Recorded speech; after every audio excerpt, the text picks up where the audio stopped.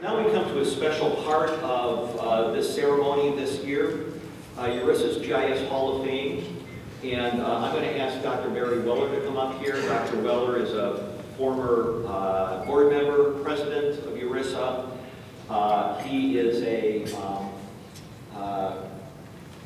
Horwood Distinguished Winner. And Dr. Weller, also a great hockey player.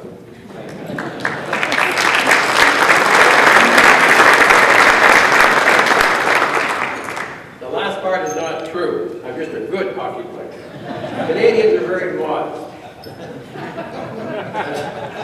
Let's talk about very quickly about the Hall of Fame. Is that to some degree it could be regarded as a tad pretentious. You know, we got to be honest about these guys.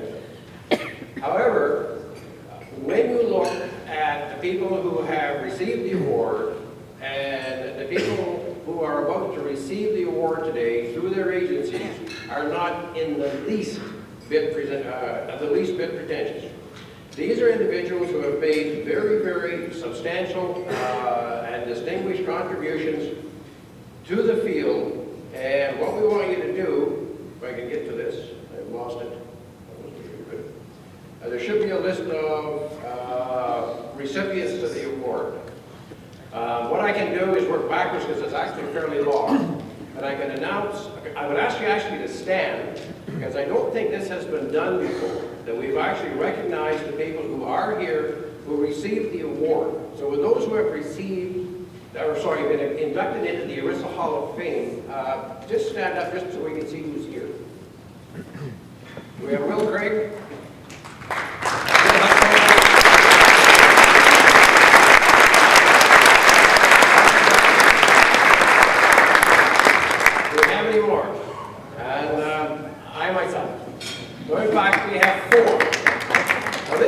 That's kind of intriguing. With URISA, people stick around. We don't know if it's because they don't have anywhere else to go, or they just like the people who are here. And actually, I'm being a bit facetious. This is a very serious organization in that regard, and they do come back. But Roger Tomlinson has been inducted, Jack Dangerman has been inducted, Ian McHarg has been inducted, Mike Goodchild has been inducted, Nancy Tosta has been inducted. These are all very, very substantive players. Dana Tomlin, who is another one. And what I wanted to mention here, just to illustrate how you can count on these people and why they've been recognized as being such outstanding individuals. When we decided to create a book called Foundations of Geographic Information, of Urban Region Information Systems and Geographic Information Systems in Science, the past presidents, in effect, were asked, would you contribute to the document? And we also asked Hall of Fame members, would you contribute to the document? These are not easy things to do, to write an overview paper that recognizes, in effect, 50 years of accomplishments. This is very difficult. And it can be made even more difficult if the person in charge is a curmudgeon, who is not all that easy to get along with because he has an end product and he's going to get it one way or another. Now, the thing I didn't tell people is in preparation for this, I took special training. I have been teaching a gang of feral cats line dance.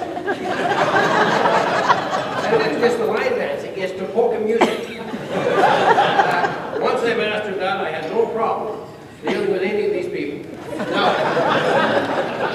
when we come to the Hall of Fame for this year, what we wanted to do was something quite different. The recognition that over the course of the past 50 years, and for many of us who are, let us say, plus 60 in particular, we have all worked with federal agencies.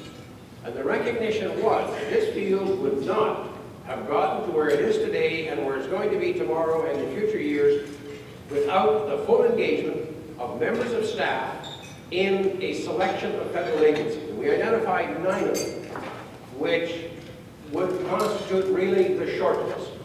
And then the question was, for which of them can we actually compile a body of evidence? This is not a blab exercise, and this is not a popular exercise. The question is, have you actually delivered the goods?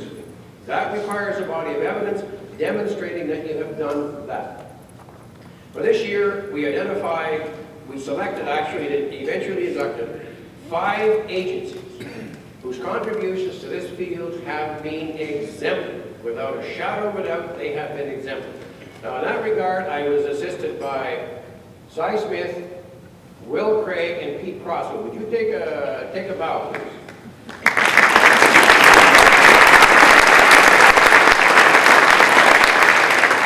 Preparing these statements is no easy matter. It's a lot easier to write a 50-page paper than 5 that says all the same things. And what we asked them to do was to prepare relatively brief statements that would demonstrate all of their accomplishments. These are posted on the URISA website. What this means for URISA is that URISA is actually running with the big dogs. These agencies are the big dogs. They have been big dogs for decade after decade after decade, and I think it's just wonderful that URISA is the organization that in effect says, we want to give something back to you for all of the kinds of things that you have done for us and for the field. So I'm going to ask, there's a particular order to how we're going to do the presentations, and ask them to, actually they're going to make presentations to you. There may be a movie, there could be a video, who knows what these are, they're actually going to come up with. But we leaned on them pretty hard, because we told them that this is a very, very discriminating audience. No, I stress the truth, so what? No, I'm just kidding, the expectations are very high. Now, what they're going to do is very briefly demonstrate why their agencies were selected for this award, and it is my expectation that when people realize the powerfulness of the statements which are up there, they're going to recognize that individually, each of these agencies is a major, major player. Collectively, they are awesome. And guess who's hosting this awesomeness? URISA. We recognized them, I believe, far before anybody else ever did such a thing. So I think that in effect, this is a reciprocation of the first order. They have done a lot for us over the course of the past 50 years. We're going to do something which I hope, on behalf of URISA, will be very useful for them, because everybody, I think, is well aware. Governments, political parties are actually, they seem to realize the cost of everything and the value of nothing. And so if you can cut, you cut. And my hope is that, in fact, there will be a bit of a payoff for them, that they will be able to demonstrate to those who make these kinds of decisions that this is not some kind of cheesy award. This is a very significant award in recognition of incredibly significant accomplishments. So in order of the Census Bureau, the U.S. Census Bureau, Statistics Canada, the U.S. Geological Survey, Natural Resources Canada, and the National Aeronautics and Space Administration, that's how we're going to give you a, these will be something like 5-minute ignites. You had 1-minute ignites, 2-minute ignites. This will be a 5-minute ignite session. So we'll begin with Statistics Canada, Census Bureau, and it's Tom Miesenberg, who is the Associate Director.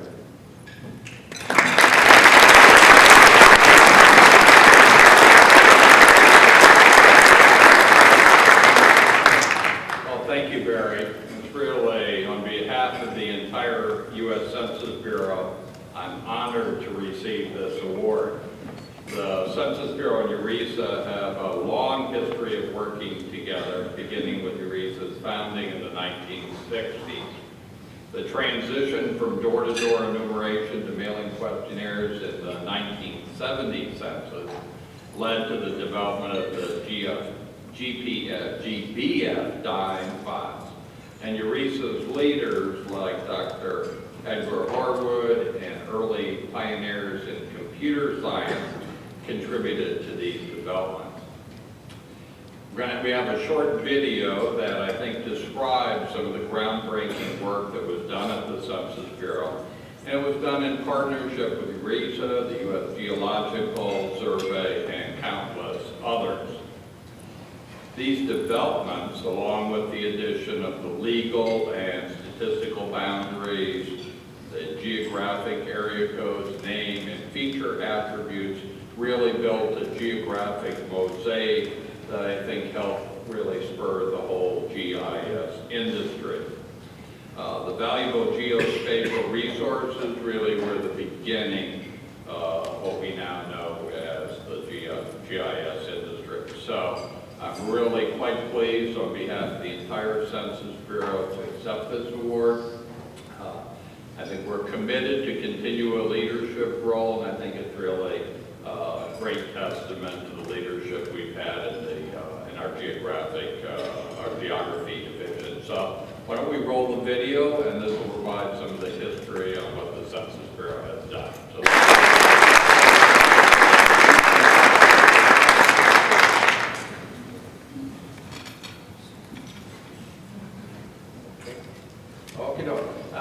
so I think first off, we're off to a running start with the big dogs.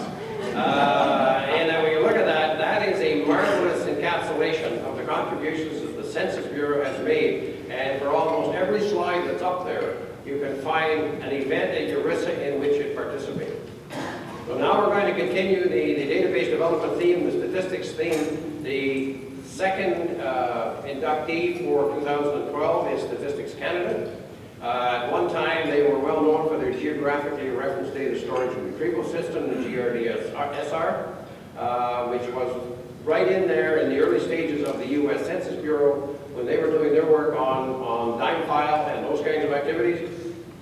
And just to illustrate that URISA is not just a blab popularity exercise, Rosemary Bender is the Assistant Chief Statistician for the Government of Canada. And this is the part which I think is intriguing for anybody who's taught a research methods course. She is Assistant Chief Statistician, Informatics and Methodology field, which in effect is the thinking behind the doing. And I think URISA is very famous for that, so it's a pleasure to invite Stats Canada, as we call it, to make a series of remarks.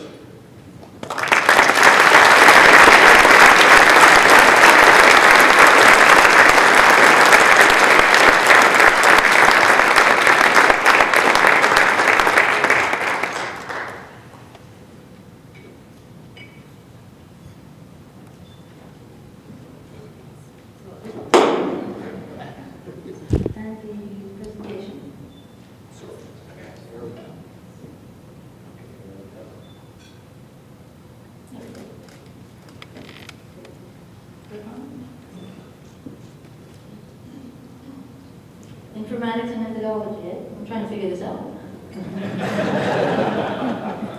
On this mouse. That work? I just want to put it on the screen. That did. Okay.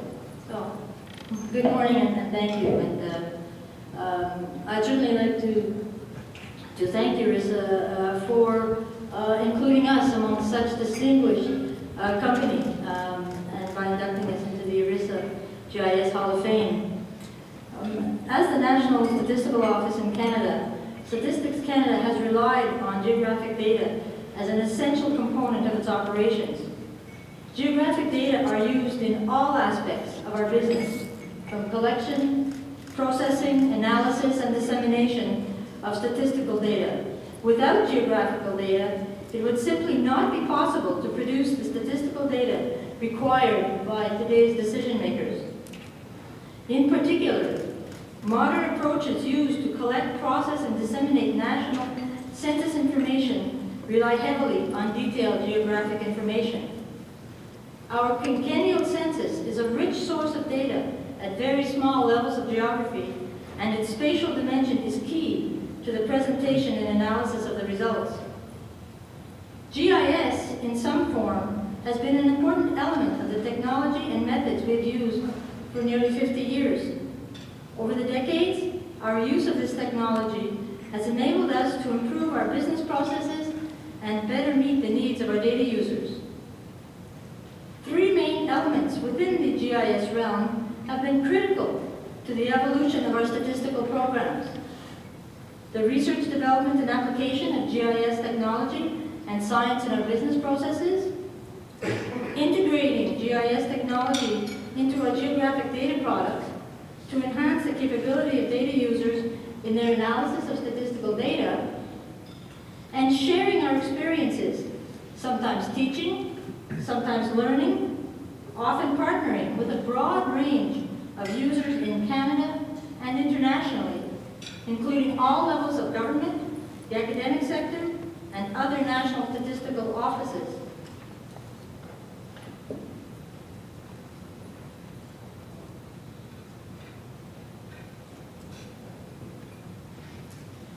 Our first small steps in the use of GIS technology began as a response to the needs of data users. In 1967, we started to develop the Geographical Reference Data Storage and Retrieval System, GARS. This system enabled us to meet users' requests for tabulations of census data for small, customized areas of interest.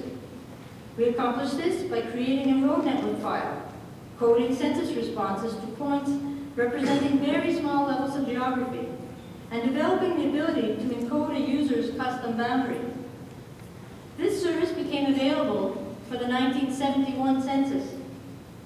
Although the technology and processes have since evolved significantly over the years, we still offer this service as it continues to fulfill an important need for our data users. Since that initial use of GIS technology, we've continued to consult with our users and have created more geographic data to meet their needs as well as our own. Since the 1981 census, we've produced and disseminated a comprehensive set of geographic data products, road network and boundary files, that GIS users have leveraged to better understand the spatial dimension of population. Over time, we have greatly increased the level of detail and scope in our geographic data, from municipal level down to the block level. A key enabler of this greater level of detail was the creation of a national detailed named and addressed road network. Working with Elections Canada, we created this data set in the year 2000 by incorporating numerous data sources from Elections Canada, Natural Resources Canada, and our own. We have also integrated our statistical and geographic data to produce atlases and maps, to add another tool for understanding the spatial dimension of our statistical data. We now offer all of our standard statistical and geographic data products free of charge, which further increases the accessibility and the use of our data by decision makers. Internally, we have leveraged GIS and the geographic data to transform manually intensive activities such as mapping and delineation of small area geographies. By 1986, we had transformed these activities to computer-assisted operations, and by 1996, fully automated them.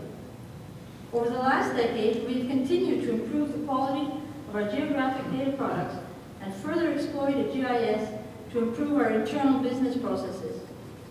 GIS is truly an integral part of our business infrastructure. From our earliest use of GIS, we recognized the need to engage our data users in government, business, and academia in order to better understand what was needed and how this technology could be exploited.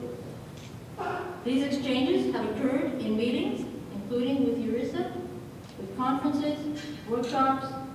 A key goal of our work with the academic sector has been to orient them to our products so they can develop the knowledge and statistical skills of Canada's future workforce.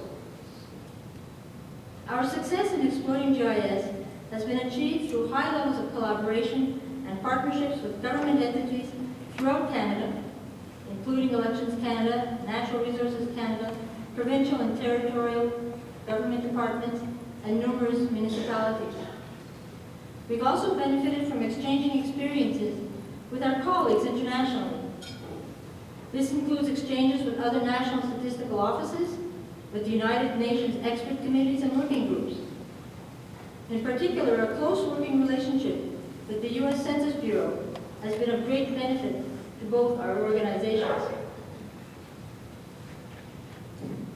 Over the years, the use of GIS has been central to the evolution of Statistics Canada as we meet the needs of data users through relevant, detailed, and high-quality statistical information.